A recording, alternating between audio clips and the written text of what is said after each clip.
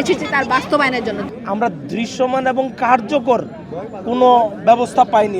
আমাদের তিনটা দাবি। প্রথমত হচ্ছে গিয়ে দ্বিতীয় ক্যাম্পাসের কার্যক্রম সেনাবাহিনীর হাতে হস্তান্তর করা। দ্বিতীয় দাবি হচ্ছে গিয়ে আমাদের অস্থায়ী আবাসনের ব্যবস্থা করা যত দ্রুত সম্ভব, আর 70% শিক্ষার্থীদের ভাতা দেওয়ার ব্যবস্থা করা। স্বৈরাচারের আমলে অর্থাৎ এই হলগুলো আওয়ামী লীগের যে কুলাঙ্গারেরা আছে তারা এই হলগুলো দখল করেছিল এবং এই হলগুলো উদ্ধার করে সেখানে আমাদের অস্থায়ী আবাসনের ব্যবস্থা করতে হবে এবং এই অস্থায়ী আবাসন করার পূর্ববর্তী যে সময়টুকু আছে এই সময়ে আমাদের যতগুলো শিক্ষার্থী আছে তাদের মধ্য থেকে 70% শিক্ষার্থীকে আমরা বৃত্তির আওতায় আনার জন্য তাদেরকে অনুরোধ জানিয়েছি প্রশাসনকে। কর্তৃপক্ষের টনক বলেন, কর্তৃপক্ষের মনোযোগ বলেন, যে কোনো প্রয়োজনীয় আমরা যে কোনো পদক্ষেপ নিতে প্রস্তুত।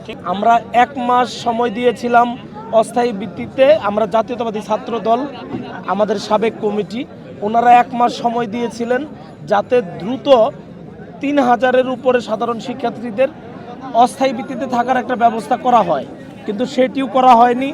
এখন প্রশাসনের কাছ থেকে ভাই এটা তো ওনাদের মনস্তাত্ত্বিক ব্যাপার, এটা তো আমি বলতে পারবো না।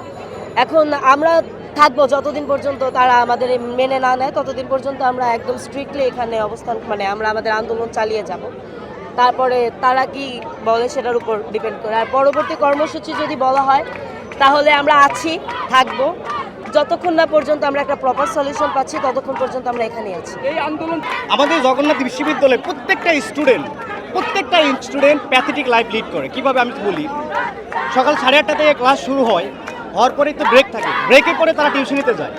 যখন ক্লাস শেষ হয় দুপুরে ঠিকমতো খায় না, তারা 7 তলা বেয়ে দিয়ে 2000 টাকা টিউশনি করে। একজন স্টুডেন্টের 2000 টাকা থেকে টিউশনি করা সম্ভব? সারা বছর চলা সম্ভব? Quite impossible. সেখানে খালা বিল আছে, পানি বিল আছে, গ্যাস বিল আছে, ময়লা বিল আছে, পেপার বিল আছে, বাসা ভাড়া আছে, এবং সেখানে অ্যাডভান্স করতে হয়। একটা ফ্যামিলি কি প্রতি মাসে এখানে জানেন প্রান্তিক পর্যায়ে রিমোট এরিয়া থেকে স্টুডেন্টগুলো পড়াশোনা করতে আসে, তাদেরকে কমপক্ষে 3টা থেকে 4টা টিউশনি করতে হয়। তাহলে 4টা যদি টিউশনি করা একজন স্টুডেন্ট পড়বে কখন আমাকে বুঝান। আমার কথা হচ্ছে যারা এসিতে বসে, সচিবালয়ে বলেন, ইউনিভার্সিটিতে বসেন, এই যে 20 বছর ক্যাম্পাস হয়ে গেল, এত বছরে এত বাজেট আসে, আমার ক্যাম্পাস বলেন আর ক্যাম্পাসের এই সচিবালয় বলেন, এই বাজেট কি খাতে দেয়, তারা কি খাতে বরাদ্দ করে, সেগুলো হিসাব কই, সেগুলো ইন্সপেকশন কই, ইনভেস্টিগেশন কই, এগুলো কই। এখন 16 সাল থেকে আন্দোলন যাচ্ছে, একটা ব্যাচ যাবে, একটা ব্যাচ আসবে। এখন এই যে আমরা এখন টিউশন আমি টিউশনিতে চলে যাব, এখন সবাই কি এখানে থাকবে না? তো আমার কথা হচ্ছে ভাই, আপনি খাবেন কতদিন খাবেন? আপনি খাচ্ছেন ঠিক আছে, কিন্তু আপনার বিবেক কিন্তু না। মানুষের সবথেকে বড় আদালত হচ্ছে বিবেক। আন্দোলন সংগ্রামকারীদের দাবি মেনে নেবেন ঊর্ধ্বতন কর্মকর্তারা, এমনটাই প্রত্যাশা করছেন আন্দোলনকারীরা। মোহাম্মদ খোকা, দৈনিক ডেস্টিনি, ঢাকা।